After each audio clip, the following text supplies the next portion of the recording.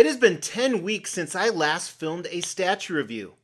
Let's see if I still have it. But today we're going to look at this pussy cat. You might recognize her from Batman Returns. Yes, that movie from the 90s that Michelle Pfeiffer teamed up with Michael Keaton, Danny DeVito, and Tim Burton to just make the weirdest frickin' Batman movie ever. Believe it or not, this is not the first time I've had pussy cats on the table.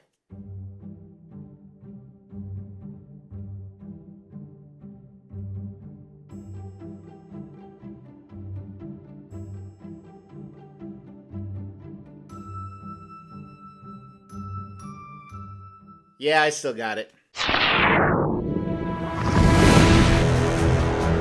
Hey, my name is Mr. X. Welcome to the Extreme Channel. We are giving away $1,000 statues to you guys. If you want to know how to win one, stay tuned for later in the video. Hey, welcome to the Extreme Channel. My name is Mr. X, and as I said, I'm very excited. It's been a while. I've reviewed 800 statues, but I haven't done one in almost 3 months.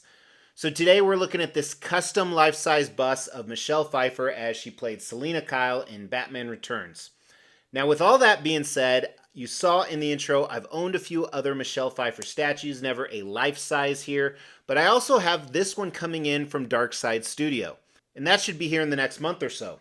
Now, I purchased her for 2 reasons. One, I have a giant collection of DCU or DC Universe life-size busts, and she's going to pair really well with Michael Keaton as Batman, which is also made by the same custom group that made her.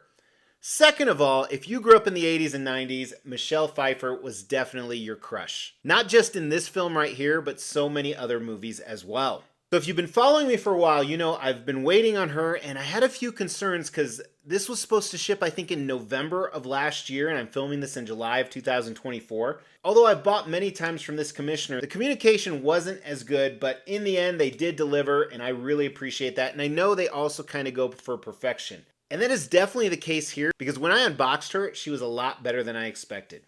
So with that, let's dive into the review, starting with concept. Now with the bust, it's hard to get really creative, and there's a few things you want to look at. Number one, did they do anything with the base? Here they didn't get over elaborate. There's a few Easter eggs to the movie, which I really appreciate, namely with Shrek. Of course, was Christopher Walken, her boss, who is an amazing actor. I should have probably included him earlier.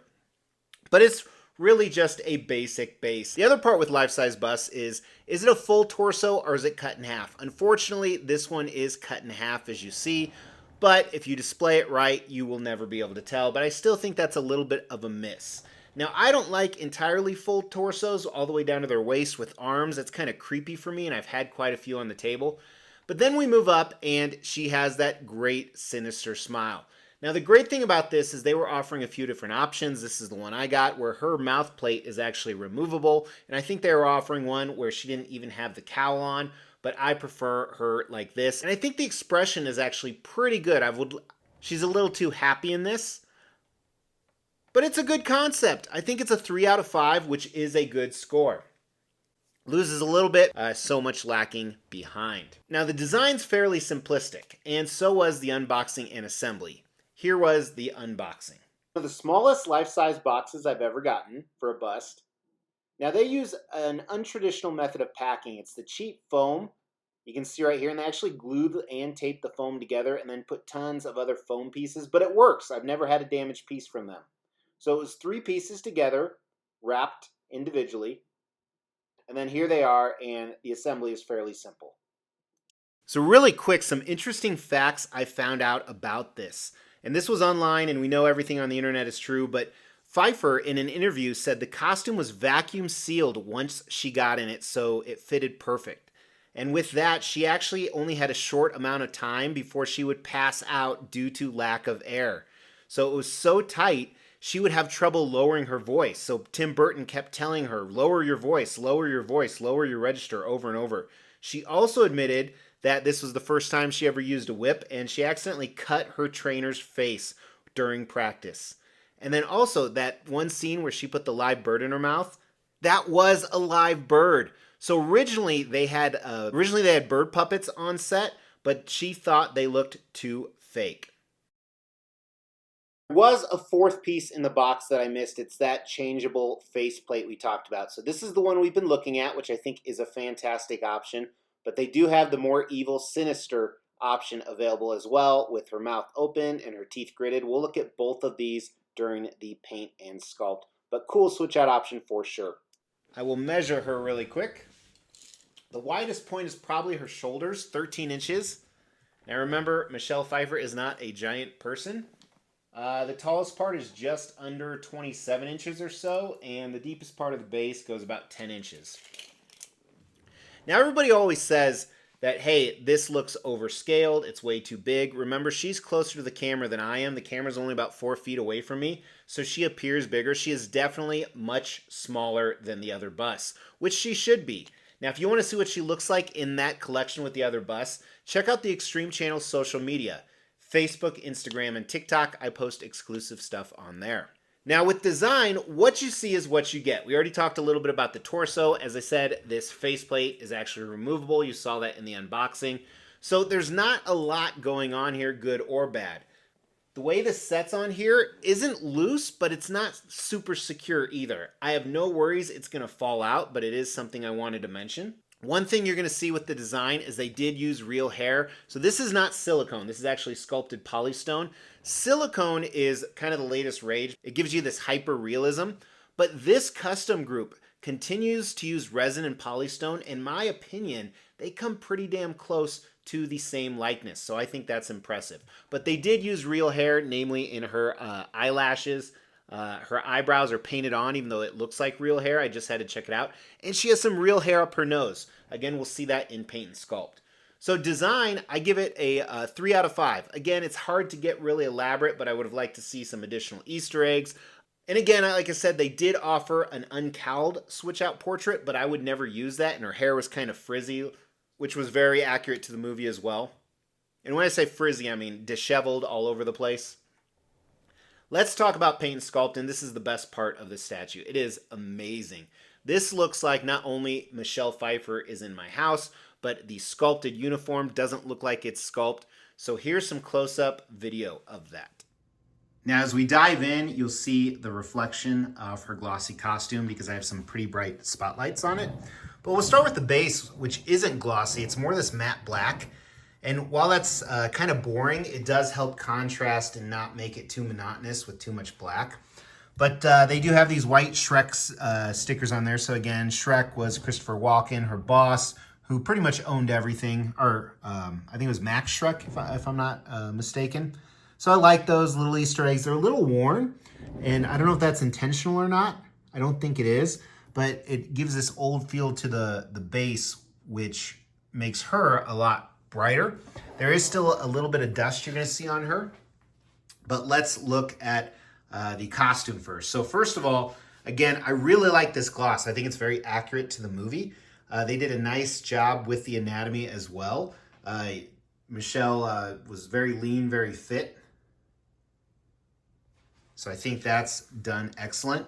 And then the stitching. So this is sculpted stitching, and it's overemphasized, but so was the stitching in the costume on the movie. So I think that fits really well. Now it is protruding. The paint job on that is excellent as well. There's no bleed over, which is impressive. Now there is gloss on the stitches. It just doesn't stand out as much as it does on the black costume. And then you have a zipper on the back, obviously where she would have put the costume on. And then let's look at her portrait. So first of all, it does look like she's looking at you, which is a little freaky. But I think they did an amazing job with the likeness. My one big complaint is you can see that clearly the mouthpiece is a little bit lighter, less dirty than her eyes. So I think that's a little bit of a miss. I really like the dirt feel they did with her eyes, not just the overemphasized mascara. But that right there, you see a good contrast. But it's a little too clean below. So I think that's a little bit of a miss. But the rest of it is absolutely spot on, from the sculpting of the nose and the lips. And then let's see if we can get, if you see the nose hair up there, kind of hard to see. It's up there, very light nose hair. And I think the pores in her skin look great. And again, remember, this is polystone. And then the eyes are really what sell this. I mean, these are absolutely amazing. You can see the eyelashes, and like I said, the eyebrows actually are painted on, even though they do appear they're sculpted to look like real hair, and I think that's pretty neat. Love how the mascara is kind of all over the place. But the eyes, it's like she follows you. So really impressed with this portrait. I think they did an amazing job with likeness, with the sculpt and paint overall. A few minor things, but I think they knocked it out of the park. Wanted to throw the other faceplate in here. Again, I think perfect likeness for Michelle gives that very evil look, angry look, if you will, that I think she had during the movie. This one's a little bit more of a miss on the paint and sculpt, though. And if you look closely, the teeth, there's a little bit of a gap behind that you see some flesh. I think that's a miss. And then some of her lipstick rubbed up on her teeth, the paint there. Now, I know that happens in real life. Whenever I put my lipstick on, I definitely get it on my teeth. So I understand that. And the teeth, I think they could have been a little bit more white, although this is probably movie accurate. Back in the early 90s, people didn't have all the whitening procedures. So I wanted to show this one to you as well. Paint, really impressive. Like I said, the only negative is a little bit of variance between the mouthpiece and the eyes, but it's pretty small, and and unless you have really bright lights on it, you really can't tell. So I think the paint's a solid 4 out of 5. Sculpt, I really like this. Very impressive. I kind of throw likeness within this category as well, so I think it's a 5 out of 5 on the sculpt for this piece. All right, so let's talk about value. There is a great value on this. So they only made 30 of them, incredibly rare, and I would think pretty highly sought after because busts are the biggest thing. And most busts are $1,500 to $5,000. She was $950. She was $950, and shipping was only about $350 to the States. So $1,300 all in for this, I think that is an absolute steal. I think that's a 5 out of 5 on value. Fantastic deal. Granted, she's a lot smaller and not very elaborate, so I think the price is definitely justified. Does she have the X factor? Is she a 5 out of 5 statue? That's not how much presence does she have, because you can't have an amount of presence. You're either present or you're not. No statue has more presence than another, just so you guys know. It's kind of the wow factor. How cool is that? I think she's a 4 out of 5. I think she is really, really awesome. Stoked to have her in the collection. She is actually the last DCU bust I had on order, and I was going to eventually sell all mine. This has me rethinking things for sure, so I need to figure that out. What do you guys think? How'd I do my first time back in the saddle after 10 weeks? Reviewing statues, not, other activities. I've gone way longer than 10 weeks not doing other activities. I mean, hell, I've been married for 20 years. As we try to grow this channel, we like to reward you guys for watching and subscribing. So because of that, every 5,000 milestone when it comes to subscribers, we give away a couple $1,000s worth of statues. We've actually given away over 20 statues. To win one is easy. First, you gotta be subscribed to the channel. You'll get bell notifications when videos drop. Each video that drops, you wanna make a comment on those videos. We pick a random video, we give away statues based on a comment. You can say whatever you want. The more videos you comment on, the higher your chances are to win. Hey, thank you guys so much for tuning in. I really appreciate it. Thanks to the commissioner for this fantastic piece. I hope you guys enjoyed this. Please drop a like, and if you haven't subscribed for cool stuff like this, make sure to subscribe to the channel. I'll talk to you guys soon. Take care.